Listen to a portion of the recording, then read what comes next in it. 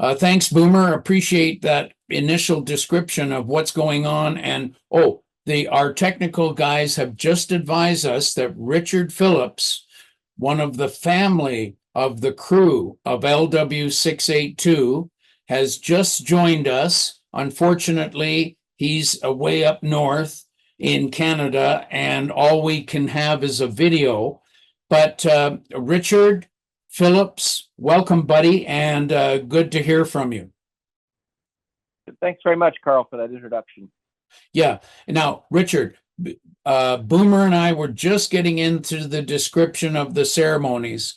So if you could just maybe describe to us your feelings, your observations, and how you felt about the ceremony on May the 12th. You're the direct connection to our bomber crew boys. So tell us how you liked the ceremony and what you felt, especially with having all of your family members there with you. So just if you can give us some input as to your feelings. It was a very powerful experience, not only for myself, but for my entire family. They had never actually been over to Europe, and they'd never been part of, other than a simple Remembrance Day ceremony once in a while when they were younger in Canada. They'd never actually been active in anything like this before. They'd certainly heard my stories from 25 years ago when we did the full military funerals with the government of Canada, and the many stories I told them over the years certainly piqued their interest. And I do feel quite strongly that it's important for the next generation of my family to carry on our traditions and our memories. And so they, when I put the call out to them and said there's going to be a special ceremony on May the 12th, who wants to go? I also offered to buy the tickets, of course, and everybody wanted to come, including all the spouses came as well. So for us, it was a very special moment. We don't even get our own family together that often anymore in Canada because they're so spread out. So it was a powerful, powerful time, and they all really, really enjoyed it. We made them part of the ceremony by laying the wreath, and the four boys went up there and did that, and they're very, very happy to be part of it and to be active in it. Again, I had a lot of reflections back to 25 years ago when we did the first ceremonies, and how powerful it was, and the strength of the Belgian people, and to keep memories going. And that it was deep into my soul 25 years ago. So I was pleased to come back, and of course we're all a little older now, but it was really, really good to be part of all of that again. And the ceremony went really well. It was well organized, well planned.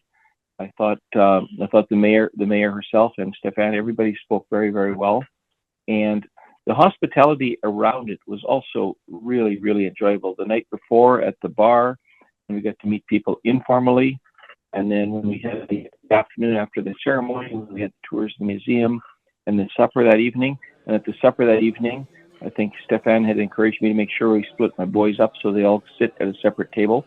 So you can't just talk to yourselves. And so I know all my kids really enjoyed meeting some Belgian people over supper and talking and telling stories and hearing their stories too. So for us, it was a very powerful and very moving experience, and we were so happy we came. Sure. And you know what I noticed about your younger family members was I sort of watched them reacting to the way Canada's contribution to Belgian freedom included these young airmen that died before they had the rest of their lives to live.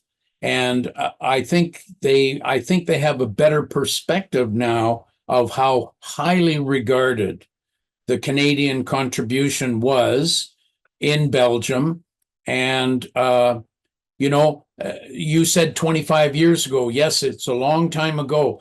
But if you watch the special documentary on the recovery of this aircraft and these missing airmen, it's called The Belgian Forest. And it's on YouTube, and you can see it. It's a grand adventure. And the other thing I wanted to say is we talked about, Boomer and I talked about how well received that special, unique song, our theme song, The Belgian Forest by Jim Blondeau, our resident film producer and music man. And how, when you hear that song, Richard, how do you feel? Well, that was a great. We watched. I don't know if we saw the whole documentary there that evening at the supper. No, no. But the song, it's a really nice tune as well. It's well written. The words and the message is powerful, but it's also it's a catchy tune. So you want to listen to it as well. So no, we really enjoyed that. Now, Richard, did you ever get a chance to see the beautiful little mascot of Dopey, the doll, the one of the seven dwarves, the mascot doll that came out of the crashed Wellington bomber of the Royal Canadian Air Force 429 Squadron? Did you get to see that mascot?